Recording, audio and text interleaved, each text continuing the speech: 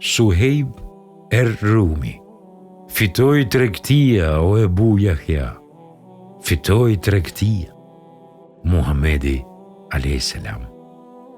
A thua kush prej nesh nga radhët e muslimanëve nuk e njeh Suhejb Rumin dhe nuk ka dëgjuar për një pjesë të ngjarjeve nga jeta e tij dhe për biografinë e tij, por çështja të cilën nuk e din shumë prej nesh është se Suhejbi nuk ka qenë bizantin, por arab i pastër nga fisi i Beni Numjer dhe ama nga fisi i Beni Temim. Sa i përket përkatësisë së Suhejbit me bizantinët, për të ekziston një rrëfim që ende e kujton historia dhe flet për shtektimet e tij. Para ardhjes së Kuranit afro 2 dekada, në Ubulen, qeveriste Sinan ibn Malik en Numejri, përmes pushtetit të mbretit persis. Fëmia më i dashur i tij ishte djaloshi që nuk ishte mbushur 5 vjeç, të cilin e quante Suhejb. Suhejbi kishte fytyrë të shkëlqyer, flokë të kuqe dhe ishte tejet i zhdërvjellët. Krahas kësaj, ai ishte i ngazllyer me shpirt të këndshëm që ndillte gëzimin në zemrën e tatit dhe ia largonte me të madhe vëmendjen nga pasuria. E ama e Suhejbit, me birin e saj të vogël dhe me suitën e saj, shkoi në fshatin e Theni të territorit të Irakut, duke kërkuar qetësi dhe rehati. Atë fshat e sulmoi një njësi ushtarake e ushtrisë bizantine, e cila mbyti rojet e tij, u aplaçkiti pasurinë dhe zonë robër fëmijët e tyre. Në grupin e fëmijëve të zënë robër ishte edhe Suhejbi. Ai shitej në tregjet e vogla të territorit të Bizantit. Ai kalonte prej një dore në një dorë tjetër, prej një pasaniku në tjetrin, prej një shërbimi në një shërbim tjetër. Detyra e tij ishte si ajo e mira skleverëve të cilët kishin mbushur pallatet e perandorisë bizantine.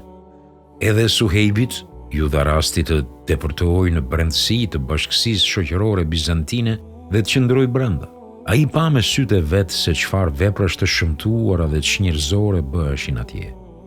Ai me vesh të vet dëgjonte se çfarë aktesh të tërshme dhe krimesh bënin ata.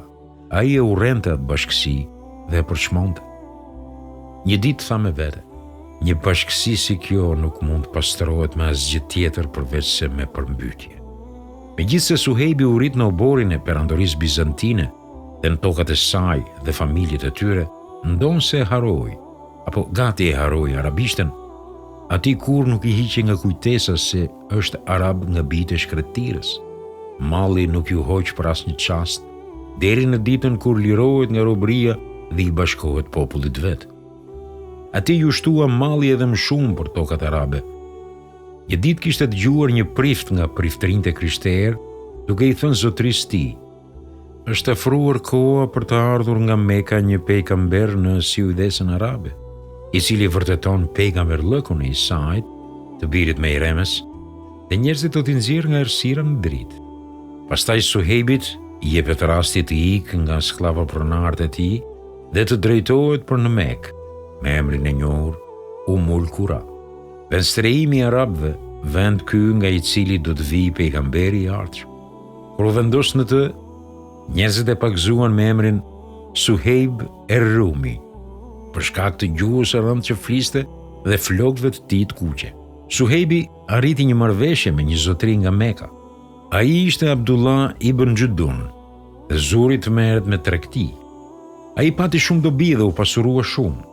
Gjithatë, tregtia dhe fitimet nuk ja hoqën nga mendja Suhejbit fjalët e priftit krishterë, e kur do heri binte ndërmend ajo fjalë e tij, ai pyeste veten me paturim: "Kur do të vijë ajo ditë?" Vetëm pak kohë kaloi dhe e gjeti përgjigjen e kësaj pyetje. Një ditë Suhejbi u kthye në Mekë nga një rrugë që kishte marrë më parë. Ai dëgjoi se Muhamedi, i biri i Abdullahut, është dërguar pejgamber dhe ka filluar t'i thrasë njerëzit në besimin e të vetmit Zot. I nxit ata të mbajnë drejtësi dhe të bëjnë mirësi, i ndalon ata nga amoraliteti dhe gjërat e shëmtuara. Ai tha: "A mos është njeriu që e quanin besnik?" Ata i thanë: "Po." "Ku qëndron ai njeri?" pyeti Suhejbi. Ata i thanë: "Ai qëndron në shtëpinë e Elekram ibn Elekramit, te Safaja, por ki kujdes mos të shohë ndonjëri nga Kurejshitët se në të pafshin do të bëjnë çka të kanë bërë e ti je njeri i panjohur. Ti nuk e grup fuqishëm djelmoshash që të mbron dhe as fis që të ndihmon. Suhejbi shkoi me të shpejt në shtëpinë e Elekramit, duke shikuar me kujdes. Ai arriti te dera, gjeti Amar ibn Yasirin që e njihte më parë. Ai nguroi një çast, pastaj u afrua dhe i tha: "Çdo o Amar." Amari i tha: "Po çfarë do të ishe?" Suhejbi tha: "Dëshiroja të hyja te ky njeri dhe të dëgjoja se ç'thot. Edhe unë dua ta dëgjoj atë." Ja ktheu Amari. Suhejbi tha: "Pra po hyjmë së bashku me bekimin e Zotit." Suhejb ibn Sinan e Rumi dhe Amar ibn Yasiri hynë tek i dërguari i Allahut dhe dëgjuan se ç'thoshte. Drita e besimit shkëlqeu në zemrat e tyre dhe nga rëndën t'ia shtrin dorën atij menjëherë. Ata dëshmuan se s'ka zot tjetër përveç Allahut dhe se Muhamedi është rob dhe i dërguari i tij. Ata kaluan ditën tek ai duke marrë udhëzimet e tij, të kënaqur në shoqërimin e tij. Kur erdhi nata dhe uralluan lëvizjet e njerëzve, ata u larguan nga ai në errësirën e natës, por me vete kishin një dritë në zemër, e cila do t'ju mjaftojë ta ndritin tër botën. Suhejbi përjetoi keqtrajtime bashkë me Bilalin, Marin, Sumejen Hababin dhe me 10 musliman të tjerë që u bën Kurejshitët. Ai vuante nga depresioni i papar që ja bënin Kurejshitët. Sa po dilte në një kodër, ata me njëherë e kërcënonin.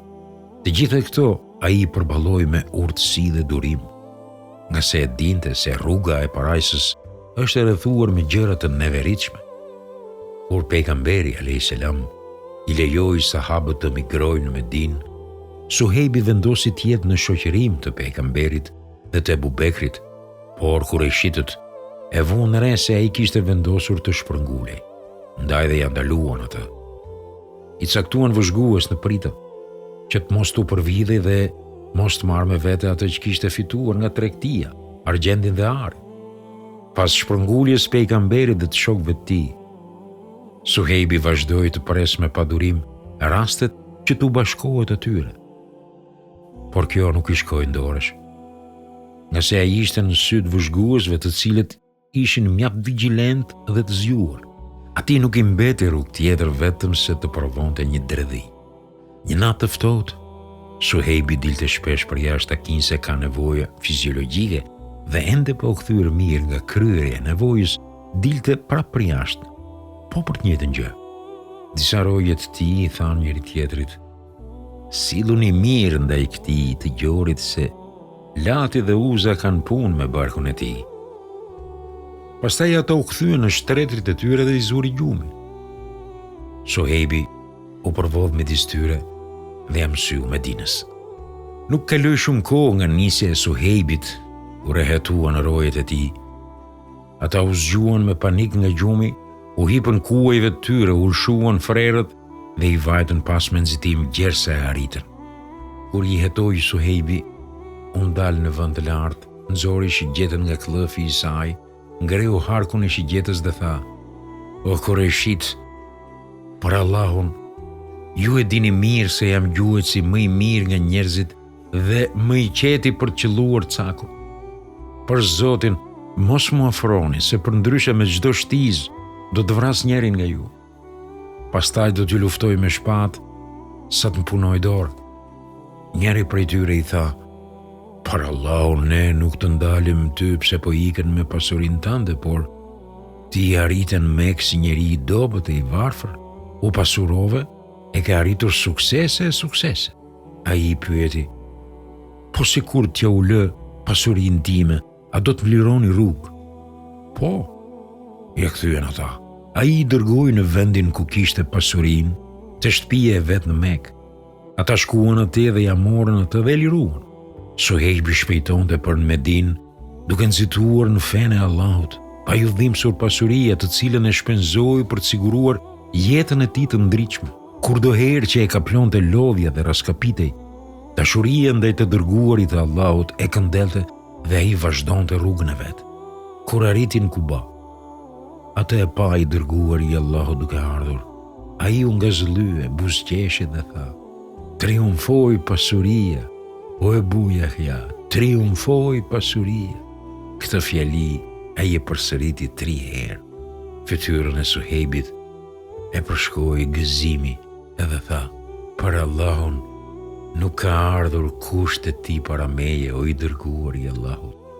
Ty nuk të ka treguar kush për këtë përveç Gjibrilit." Vërtet fitoi tregtia, e këtë e vërtetoi frymëzimi hyjnor. Gjibrili dëshmoi për të, nga se ai zbriti fjalën e Allahut për rastin e Suhejbit. Ka njerëz që flijojnë veten për të fituar kënaqësinë e Allahut. Allahu është shumë mirënjohës ndaj robërve të vet. Lavdi i qoftë Suhejbi ibn Sinan e Rumit dhe kthimit të tij të suksesshëm tek Allahu.